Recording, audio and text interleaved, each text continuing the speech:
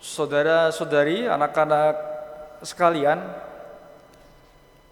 Allah ataupun Kristus diimani sebagai sosok yang mau menyelamatkan serta menerima orang yang berdosa. Setiap orang yang datang kepada Kristus dan mau menyadari dosa-dosa serta kesalahannya, Kristus tentu mau untuk menerima.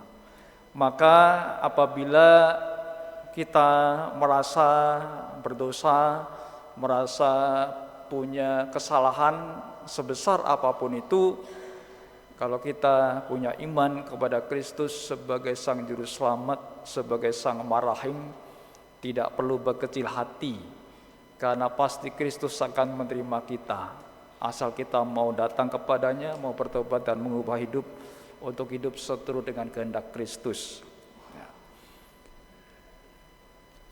Saudara-saudari, yang sedang ramai saat ini adalah masalah judi online. Itu yang berusaha diberantas pemerintah dan arahnya supaya orang itu meninggalkan yang namanya judi online. Nah, mungkin kalau merasa orang itu bersalah atau kita melihat sesama itu sudah terkena judi online, perlu mengingatkan kepada mereka supaya bertobat, supaya berubah, supaya mohon ampun kepada Allah. Kenapa saya katakan demikian?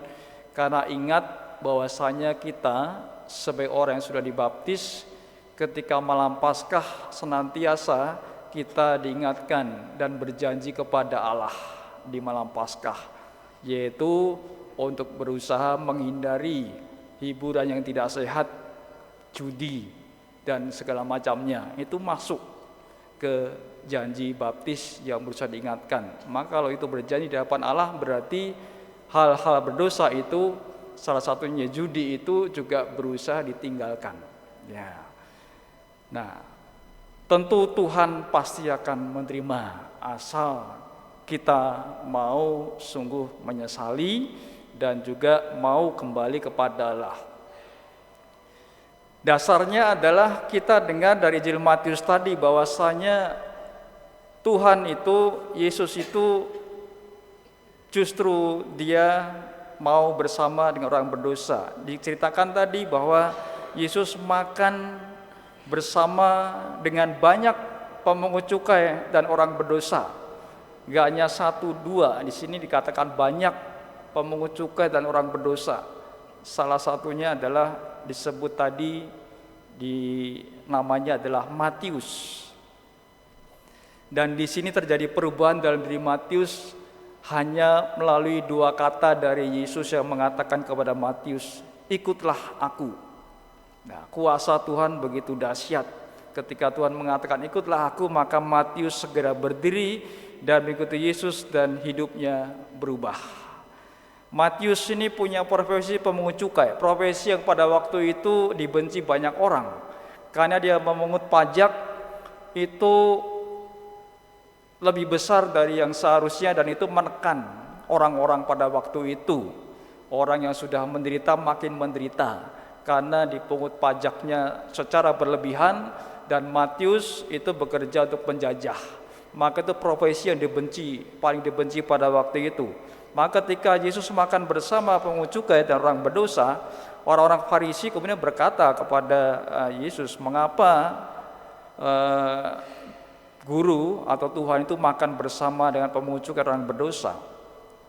Akan tetapi Tuhan mendengar dan menjawab mereka, "Bukan orang sehat yang perlu tabib, tapi orang sakit. Pelajari sabda ini. Aku menginginkan belas kasihan, bukan persembahan. Aku datang bukan untuk memanggil orang benar, tapi orang berdosa. Tuhan datang untuk orang berdosa. Tuhan datang untuk menyelamatkan orang yang berdosa, supaya mereka kembali kepada Tuhan." Dan ternyata Tuhan mau untuk makan, berkumpul bersama dengan orang berdosa, dan juga banyak pemungut cukai tersebut dalam Injil Matius tadi. Maka jelas bahwasanya Kristus datang untuk menyelamatkan orang berdosa, mau menerima orang berdosa, asal mereka mau kembali kepada Allah. Nah, sekali lagi, tidak perlu berkecil hati bila merasa punya dosa, punya salah, seberapa besar pun dosa itu, karena Tuhan tadi datang untuk memanggil orang yang berdosa.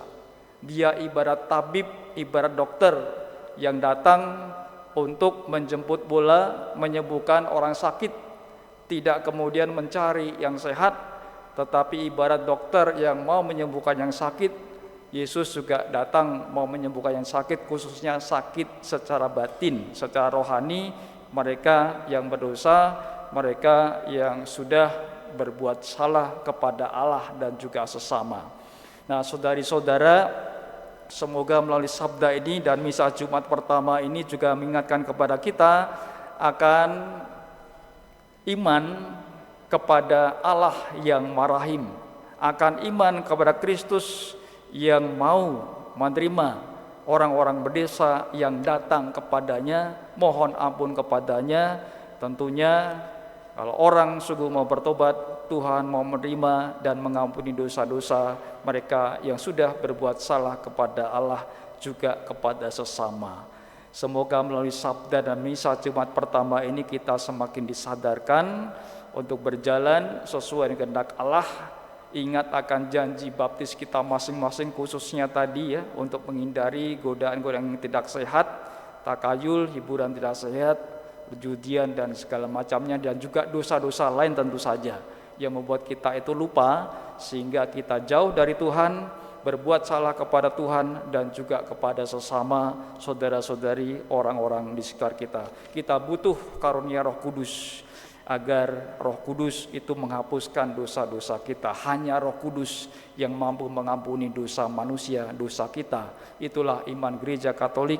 Hanya Roh Kudus yang mampu mengampuni dosa kita, maka kita tentu harus mohon kepada Roh Kudus agar Roh Kudus mau menerima serta mau mengampuni pula dosa-dosa, kekurangan serta kelemahan kita. Kita hening sebentar meresapkan sabda Allah.